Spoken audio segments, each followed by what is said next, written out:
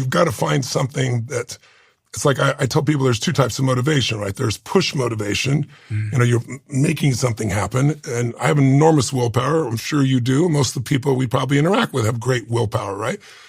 But there's still a limit to it. But there's no limit to pull motivation.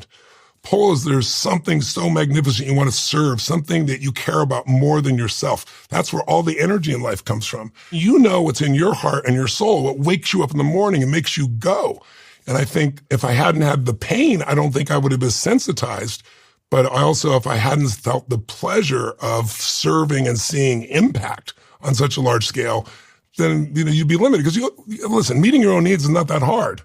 My biggest beef with right now since COVID is this whole self-care revolution we've got. I mean, you got to take care of yourself. Don't get me wrong. I take care of myself. And, you get weaker and weaker the more you focus on yourself.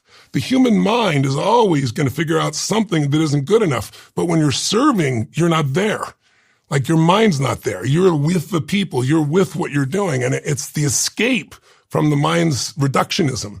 And so I really believe that the secret to life is to find something you care about more than yourself that gives you that pull motivation. And then you're never going to lack for energy. You're never going to lack for passion. You're never going to lack for anything. And you're going to have a life that's extremely meaningful. It's not happy every moment. There's not meant to be. If you smile, have you ever smiled so much your face hurt? Yeah. We need variety. But meaning, that's something you can find no matter what. I asked you before we started recording, a question I almost never ask any of my guests, which is, what is the thing that we should be talking about the most? And you told me, shortly after what your answer was, but, even shortly after that, you then went on to talk to me about how you're driven to end suffering. Now, if I compare these two answers, the answer you gave me to the question I asked about what's the most important thing for us to be talking about, and your second point about your desire to end suffering, there's probably some kind of overlap. There is, yeah. So if I were to ask you, just because we weren't recording then, what you think maybe the most consequential thing we should be talking about right now is, as it relates to suffering and everything that's going on in society, what would that answer be? I think it's AI, but it's not just AI, it's nanotechnology. It's how technology, the rapid change in technology, and if you don't believe it's going to destroy humanity, and it's going to liberate us from a lot of labor, if you believe that, the ones that promote that concept. If that does happen and we displace this many jobs in this short a period of time, jobs are not just money. Jobs are meaning. It's not the only form of meaning, but it's meaning. So it's like you talk about, give people UBI, and okay, I think you might have to because the changes are going to happen so rapidly. Like I said, farming, 80% of us were farmers 150 years ago. Now it's 3% and we feed the world. That's a long transition.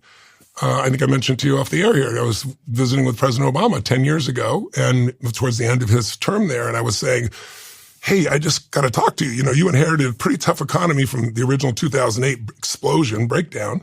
We lost 8 million jobs. So I said, there's technology coming right now that we can predict is going to displace more than those 8 million jobs. And I talked to him at that time I said, just take one, like self-driving cars.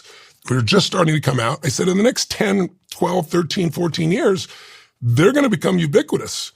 And I said, there's 8 million truck drivers, Uber drivers, and taxi drivers. And are you doing anything to retool them? I said, because just in the US. Just in the US. I said, because if you don't, think about this. If I'm a business person and I can hire a person to drive a truck only 8 hours a day. I have to pay for the healthcare, which gets more expensive every year. They're going to bitch at me about things. And I can buy a truck that can drive 24 hours a day.